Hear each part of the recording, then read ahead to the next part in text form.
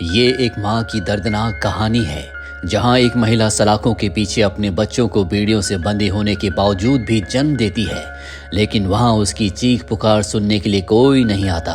क्या वो इसी दर्दनाक स्थिति में अपने बच्चे को पाल पाएगी? क्या वो खुद को कभी उस चार दीवारी से बाहर निकाल पाएगी? Bollywood silver screen presenting 3000 nights. कहानी की शुरुआत इजरायली मिलिट्री की एक वैन से होती है जिसमें लायला नाम की एक पैलेस्टीन की महिला को बंधक बनाकर कहीं ले जाया जा रहा होता है। लायला एक टीचर है जो अपने हस्बैंड के साथ पैलेस्टीन में दिन गुजार रही थी। दोनों अपनी जिंदगी को और बेहतर बनाने के लिए कनाडा जाने की तैयारी में थे ताकि वो पैलेस्टीन और इजराइल के बीच में जो युद्ध चल रहा है उसमें ना फंसे। परंतु बदकिस्मती से वही हुआ जिसका उन्हें डर था। एक दिन इजरायली फोर्स लायला को कुछ दहशतगर्दों की मदद करने के जुर्म में गिरफ्तार कर लेती है और लायला को जेल के एक अंधेरे कमरे में ले जाकर बंद कर दिया जाता है, जहां उसके दोनों हाथ को बांध दिया ताकि वो चाहकर भी अपने आप को छुड़ा ना सके। वो पूरी तरह से खौफ में होती है। उसने जीवन में कभी इस तरह का कमरा नहीं देखा था जहां ना हवा आने की कोई खिड़की है और ना ही कोई पंखा। इससे पहले कि लायला कुछ समझ पाती, एक इजरायली ऑफिसर उसके पास आकर पूछताछ करता है कि तुम किस आतंकवादी संगठन की सदस्य हो। लायला उसे बताती है कि मैं किसी आतंकवादी संगठन के लिए काम नहीं करती, बल्कि मैं एक टीचर हूँ जिसका नाता गोली बारूद से नहीं बल्कि कलम और किताब से है।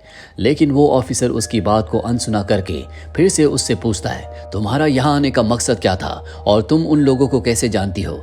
लायला कहती है कि मैं किसी को नहीं जानती और ना ही मैंने किसी की मदद की है। वो बार बार खुद को निर्दोष साबित करने की कोशिश करती है। उसकी आंखों में आंसू है, लेकिन ऑफिसर को इस बात से कोई फर्क नहीं पड़ता। अब बार बार गुनाह स्वीकार ना करने की वजह से लायला को वो ऑफिसर टॉर्चर करता है, लेकिन फिर भी वो अपनी बात पर टिकी रहती है, जिस वजह से थक कर वहां से ऑफिसर चला जाता है। उस देर के बाद कमरे में एक महिला आती है जो लायला की सारी जरूरी जांच करने के बाद उसे कैद की पोशाक में सलाखों के पीछे डाल देती है। और अब जिस बैरक में लायला को रखा जाता है वो इजरायली महिला अपराधियों से भरा हुआ होता है। वो दिन भर नशे करती है। लायला जैसी सीधी सादी लड़की के लिए इस तरह का वातावरण बहुत ही खौफनाक होता है। उसने तो कभी किसी तरह की लड़ाई तक नहीं की, इसीलिए उसकी किसी से नहीं बनती। वो बड़ी मुश्किल से वहां पर रात गुजारती है। अगले दिन सुबह लायला को जेलर ने अपने कमरे में बुलाकर कहा, अगर तुम अपना गुनाह कबूल कर लो तो मैं तुम्हारी सजा माफ करवा सकती हूँ, परंतु जो गुनाह उस बेचारी ने नहीं किया उसकी सजा वो क्यों काटे? जेलर उसका जवाब सुनकर उसे कमरे से बाहर निकाल देती है। आज लायला का हस्बैंड उससे मिलने आता है जिसका नाम फरीद है। फरीद को देखते ही लायला की आंखों से आंसू छलक जाते हैं। वो कहती है कि मुझे इस नरक से जल्द निकालो। फरीद उसे दिलासा देता है कि वो कुछ ही दिनों में उसे यहाँ से बाहर निकाल लेगा। फरीद वहाँ पर ज्यादा वक्त तक नहीं रुक सकता। नम आंखों से लायला वापस अपने बैरक में चली जाती है। अगले दिन बैरक में रहने वाली शुलामित नाम की एक नशा करने वाली लड़की से लायला की कहासुनी हो जाती है। दोनों की लड़ाई इतनी बढ़ जाती है कि वार्डन को आकर उन्हें छुड़ाना पड़ता है, जिसके बाद लायला को एक काल कोठरी में बंद कर दिया जाता है। ऐसे माहौल में लायला को बेचैनी और घबराहट होती है। उसकी तबीयत इतनी ज्यादा खराब हो जाती है कि उसे अस्पताल में भर्ती करना पड़ता है। डॉक्टर को उसकी जांच करने से पता चलता है कि वो प्रेग्नेंट है। ये सुनकर वो खुश हो जाती है, लेकिन अंदर ही अंदर वो अपने लिए और अपने होने वाले बच्चे के भविष्य के लिए बहुत ज्यादा चिंतित है। लायला की हालत को देखकर जेलर उसे दूसरे बैरक में भेज देती है। ये बैरक पैलेस्टीनी महिलाओं से भरा हुआ है, जो देखकर उसे बहुत अच्छा लगता है। यहाँ पर बहुत अच्छे लोग भी होते हैं, जैसे कि इमली, दो बहनें जमीला और फिदा, साथ ही एक पैलेस्टीन की आज़ादी के लिए लड़ने वाली लड़की सना भी होती है, जो जल्दी से किसी पर भरोसा नहीं करती और ना ही किसी से दोस्ती करती है। जेलर एक बार फिर से लायला को अपने पास बुलाकर अपने गुनाह को कबूल करने के लिए कहती है, लेकिन लायला इस बार भी मना कर देती है कि उसने कोई गलत काम नहीं किया। उसे यकीन है कि वो बेकसूर है और जल्द ही इस जेल से आज़ाद हो जाएगी। इस बीच लायला के बैरक में दो अधिकारी घुसकर तलाशी भी लेते हैं। यहाँ पर उन्हें जमीला के कुछ खत मिलते हैं जो कि उसने इम अली के पोते के लिए लिखे हैं। दरअसल वो इम अली के पोते से प्यार करती है। इम अली के दो पोते हैं जो पासी की जेल में बंद हैं। एक से जमीला और दूसरे से उसकी बहन फिदा प्यार करते हैं। और अब इसी तरह से कुछ महीने बीत जाते हैं। लायला हमेशा खिड़की के पास बैठी रहती है। वो आसमान को देखती है। दरअसल वो एक बार फिर से आज़ादी की ज़िंदगी जीना चाहती है, खुले में सांस लेना चाहती है, पहले की तरह घूमना फिरना चाहती है। और ऐसा कब होगा इस बारे में उसे कोई अंदाज़ा नहीं है। तभी उसकी नज़र जेल में आई कुछ अन्य महिला कैदियों पर पड़ती है जिनकी आंखों में पट्टी बांध कर लाया गया था। लेकिन ऐसा क्यों? इसकी वजह उन अधिकारियों के अलावा शायद किसी और को नहीं पता। थोड़ी देर बाद लायला को बुलाया जाता है। दरअसल आज उससे मिलने के लिए उसकी माँ आई होती है, जिन्हें देखकर वो बहुत खुश होती है। उसकी आंखों में आंसू आ जाते हैं। साथ ही उनके साथ रहील नाम का वकील भी होता है, जो लायला को भरोसा दिलाता है कि जल्द से जल्द वो उसे कोर्ट में पेश करेगा। कुछ ही दिनों में वो सलाखों से बाहर होगी। ये सुनकर लायला को एक उम्मीद की किरण नजर आती है। जल्दी वो दिन भी आ जाता है जब उसे जज के सामने पेश किया जाता है। जज एक लड़के की तरफ इशारा करते हुए पूछता है, क्या ये वही लड़का है जिसके कहने पर तुमने आतंकवादियों की मदद की थी? वो उस लड़के को कुछ मिनट तक देखती है और फिर ना में जवाब देती है, जिसके बाद जज उस लड़के को फौरन आज़ाद करने का हुक्म देता है। लेकिन साथ ही आतंकवादियों की मदद करने के जुर्म में लायला को 8 साल की सज़ा सुनाई जाती है। ये सुनकर लायला की रूह कांप जाती है। वो तो आज उम्मीद लगाकर आई थी कि यहाँ से वो बाइज्जत बरी हो जाएगी, अपने पति के साथ पुराने लम्हों को फिर जिएगी। लेकिन हुआ इसके विपरीत। इस सज़ा ने लायला की पूरी जिंदगी को पलट कर रख दिया। निराश और परेशान लायला वापस आम कैदियों की तरह अपने दिन गुजारने लगती है। एक दिन फरीद उससे मिलने आता और बताता है कि मैं जल्दी कनाडा जा रहा हूँ। यहाँ रहना मेरे लिए खतरों से खाली नहीं है। उसे डर है कि कहीं लायला की तरह उसे भी पुलिस फंसा ना दे। साथ ही वो लायला को कहता है कि तुम्हें अबॉर्शन करवा लेना चाहिए, इसी में हमारी भलाई है। अपने पति के मुंह से ऐसी बात सुनकर उसे बहुत दुख होता है। उसे यकीन नहीं होता कि जिससे उसने जिंदगी भर प्यार किया आज वो उसे छोड़कर भाग रहा है। जेल में रहकर पिछले कुछ दिनों में लायला के लिए ये दूसरा सबसे बड़ा झटका था। उसे समझ नहीं आ रहा था कि वो क्या करे। अब तो उसका पति भी उसका साथ नहीं दे रहा, वो भी उसे छोड़कर हमेशा के लिए कनाडा जा रहा है। उसके दिमाग में कई दफ़ा ख्याल आया कि उसे अपनी ज़िंदगी का खात्मा कर लेना चाहिए, लेकिन उसके पेट में एक और ज़िंदगी है। वो अपने बच्चे के लिए जीने का फैसला करती है और अब समय के साथ साथ उसका दर्द भी नम पड़ चुका है। उसके आंसू सूख चुके हैं। वो अपने पैलेस्टीनियन साथियों के साथ घुल मिल कर रहती है, क्योंकि जेल की छोटी सी दुनिया अब उसका परिवार है। लायला का आधे से ज़्यादा समय उन सभी के साथ गुजरता है। एक रात बातों ही बातों में वो लायला से पूछते हैं कि तुम आखिर यहाँ पर कैसे पहुँची, तुमने कितनों को मारा है? जिस पर लायला बताती है कि मैं बेकसूर हूँ, मैंने अपनी ज़िंदगी में कभी किसी को नहीं मारा। मैं अपनी आम सी ज़िंदगी में चंद पैसों के लिए पढ़ाने का काम करती थी और कुछ पैसे इकट्ठे करके मैं कनाडा जाने वाली थी, लेकिन ना जाने क्यों मुझे इजरायली सरकार ने पकड़ लिया, एक झूठे केस में फंसाकर यहाँ पर मरने के लिए छोड़ दिया। लायला की दुख भरी कहानी सुनकर सभी खामोश हो जाती हैं। उन्हें इस बात का अफसोस नहीं था कि वो जेल में थी, उन्हें दुख तो इस बात का था कि बिना कोई अपराध के प्रेग्नेंट लायला को यहाँ पर सब कुछ सहना पड़ रहा है। ऐसे एक दिन काम करने के दौरान लायला की नज़र इजरायली कैदी सुलामीट पर पड़ती है, जिससे उसकी लड़ाई हुई थी।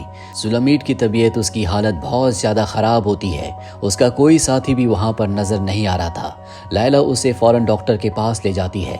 होश में आने के बाद जब ये बात उसे पता चलती है कि लायला उसे डॉक्टर के पास लाई थी, तो उसे शर्मिंदगी महसूस होती है, क्योंकि जो उसके दोस्त थे, जिनके साथ मिलकर वो हमेशा दूसरों से लड़ती थी, आज उसका साथ देने कोई नहीं आया।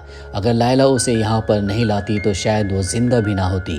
इस घटना के कुछ महीनों के बाद लायला की भी तबीयत खराब होने लगती है। डिलीवरी की तारीख जैसे जैसे नज़दीक आ रही है, वो बीमार होती जा रही है और जल्दी वो दिन भी आ जाता है जिसका उसे बेसब्री से इंतज़ार था। उसने एक प्यारे से बेटे को जन्म दिया। अपने बच्चे को हाथ में पकड़कर लायला को ऐसा महसूस हो रहा होता है जैसे उसने पूरी दुनिया को ही पा लिया हो। वो जेल में ज़रूर थी, लेकिन आज जेल की सलाखें भी उसकी खुशियों को रोक नहीं पाती। उस नन्ही सी जान ने मानो जेल को भी स्वर्ग बना दिया हो। लायला बच्चे को गले से लगाकर खुशी से रोने लगती है। अस्पताल से छुट्टी होने के बाद जब वो अपने बैरक में आती है तो वहाँ की महिलाओं ने उसके बेटे का और उसका खुशी से स्वागत किया। सब ने मिलकर उसका नाम नूर रखा। अब कहने को तो लायला ने उसे जन्म दिया था, लेकिन जिस हिसाब से उसकी परवरिश हो रही थी, इसे देखकर ये कहना बहुत मुश्किल होगा कि उसकी एक ही माँ है। सभी पैलेस्टीनियन महिलाओं के लिए नूर उनका बेटा है, जिसके आने के बाद 4 दीवारी का कमरा भी जन्नत से कम नहीं लग रहा होता। जिसकी खुशी के आगे वो सभी अपना दुख दर्द भूल गई। इन प्यार भरे लम्हों के बीच में 1 साल बीत जाता है। नूर 1 साल का हो चुका है और अब वो धीरे धीरे चलता भी है। आज उसका पहला जन्मदिन है, जिस मौके पर जमीला उसके लिए रोटी से केक बनाकर तैयार करती है। साथ ही साथ वो लोग एक गेंद भी उसे तोहफे में देते हैं, जिसे सब ने कपड़ों से बनाया है। नन्हे से नूर के लिए ये गेंद उसकी ज़िंदगी का पहला खिलौना है, जिसे पाकर वो ठीक वैसे ही खुश हो जाता है जैसे कि अक्सर हम बचपन में मेले में दिलाए गए नए रंग बिरंगे खिलौनों को देखकर हो जाया करते थे। और अब अंधेरा हो जाता है, सभी कैदी अपने खाने के लिए इंतज़ार कर रहे होते हैं कि तभी टीवी पर उन्हें खबर सुनाई देती है कि इजरायली सेना ने लेबनान पर हमला कर दिया, जहां उन्हें कई लोगों की लाशें दिखती हैं। ऐसे खौफनाक मंजर को देखकर सना और कुछ अन्य पैलेस्टीनियन कैदियों को गुस्सा आ जाता है। वो सभी उठकर इजरायली सेना का विरोध करने लगते हैं, जिससे माहौल खराब हो जाता है। तभी एक कर्मचारी आकर टीवी बंद कर देता है और सना को मारने की कोशिश करता है, जिससे वहाँ अफरा तफरी मच जाती है। अफरा तफरी की वजह से उन्हें खाना नहीं दिया जाता। अगले दिन दिखाया जाता है जहाँ पर जितनी भी पैलेस्टीनियन फीमेल्स होती हैं वो इस तरह के अत्याचार के खिलाफ हड़ताल पर बैठ जाती हैं, जिस वजह से वहाँ के जो रोज़मर्रा के काम थे जो पैलेस्टीनियन कैदी किया करते थे उसका भार भी वहाँ मौजूद इजरायली कैदियों के कंधे पर आ जाता है। उन्हें 2 वक्त की रोटी खाने के लिए दिन भर काम करना पड़ता है।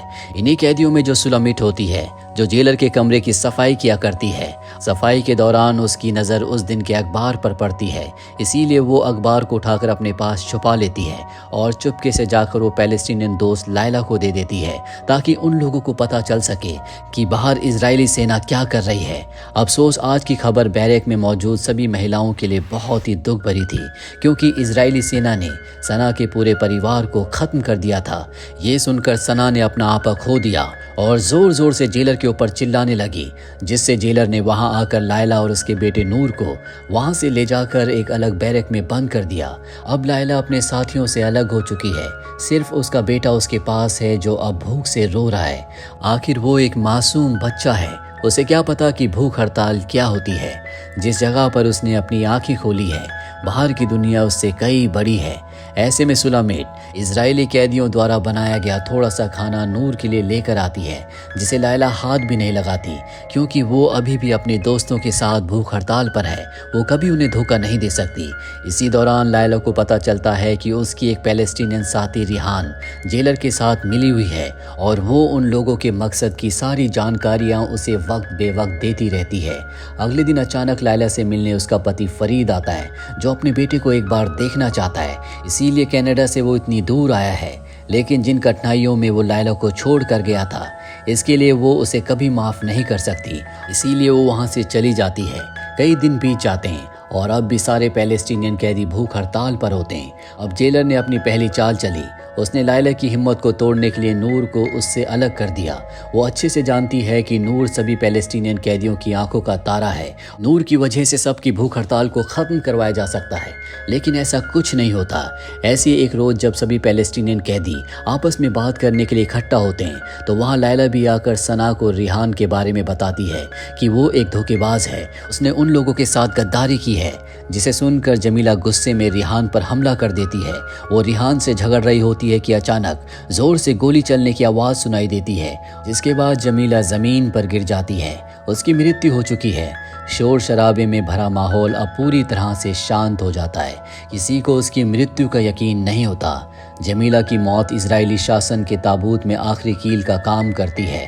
इस हड़ताल ने अब एक आंदोलन का रूप ले लिया था, जिसमें अब पुरुष कैदी भी शामिल हो जाते हैं। जेल के कोने कोने में पैलेस्टीनियन महिलाओं के नारे गूंज रहे होते हैं। हालत इतनी नाजुक हो जाती है कि जेलर को वहाँ की आर्मी को बुलाना पड़ता है। वो सभी उन महिलाओं के ऊपर वैसे ही अत्याचार करते हैं जैसे इजरायली सेना बाहर पैलेस्टीनियन पर कर रही होती है। उन्हें शांत करने के लिए बैरक में आंसू गैस की गोले फेंके जाते हैं, जिससे बचने के लिए उनके पास कोई रास्ता नहीं होता। और अब वो सब के सब वहीं पर बेहोश हो जाते हैं, जिससे पूरा आंदोलन शांत हो जाता है। पर कई कैदी गंभीर रूप से बीमार पड़ जाते हैं। ये खबर जब लायला के सरकारी वकील राहील को पता चलती है तो उसने जेलर के खिलाफ कोर्ट में याचिका डाल दी, जिसकी वजह से इजरायली सरकार जेल में मौजूद सभी पुराने कैदियों को आज़ाद करने का हुक्म सुनाती है। साथ ही साथ जेलर को कड़ी से कड़ी सजा दी जाती है। और अब वो दिन भी आ गया है जब पैलेस्टीनियन कैदियों का सारा संघर्ष सफलता का रूप ले चुका है।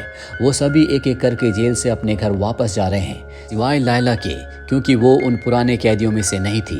उसे तो किसी और अपराध से सजा मिली थी। वहीं जेल से इम अली के दोनों पोतों और अन्य पुरुषों को भी छोड़ दिया जाता है। उनके लिए भी आज का दिन बहुत बड़ा दिन है। उन सबको आज़ादी मिली है। एक तरफ खुद के जेल से रिहा ना होने का लायला को गम तो बहुत था, क्योंकि उसके बेटे को आखिर उसकी माँ की ज़रूरत थी, लेकिन वो अपने दोस्तों की आज़ादी से बेहद खुश भी थी। उसे यकीन है कि उसकी गैर मौजूदगी में भी अब उसके बेटे को एक नहीं बल्कि कई माओं का सहारा है। लायला अपनी बाकी की बची सज़ा जेल में मौजूद कैदियों को पढ़ाने लिखाने में निकाल देती है और धीरे धीरे उसकी ज़िंदगी के कठोर 8 साल गुजर जाते हैं। जी हाँ, वही 8 साल जिसके बीच उसने न जाने कितने उतार चढ़ाव देखे, जिसे उसने सबसे ज़्यादा चाहा, उसे खुद से दूर होते हुए देखा, न जाने कितनी पीड़ा सही। आज वो एक बार फिर से गुलामी की बेड़ियों से आज़ाद हो रही है। लायला जेल के बाहर जैसे ही निकलती है, उसे उसके सामने उसका बेटा नूर दिखाई देता है, क्योंकि 8 साल पहले जब दूसरे कैदियों को छोड़ा गया था तो वो उसके बेटे को अपने साथ ले गए थे, जो काफ़ी बड़ा हो गया है। इतना बड़ा कि अब वो भागकर अपनी माँ के गले लग जाता है और माँ बेटे के इस अटूट बंधन के साथ ये कहानी यहीं पर खत्म हो जाती है। ये कहानी सत्य घटना पर आधारित है, जो हमें दर्शाती है कि महिलाएं किसी से कमज़ोर नहीं होती। जब वो माँ बन जाती है तो उनकी ममता के आगे मिट्टी भी पत्थर का आकार ले लेती है, और जब बात हिम्मत की आती है तो उनके सामने सलाखें भी कमज़ोर पड़ जाती हैं। उम्मीद करते हैं कि ये कहानी आपको पसंद आई होगी।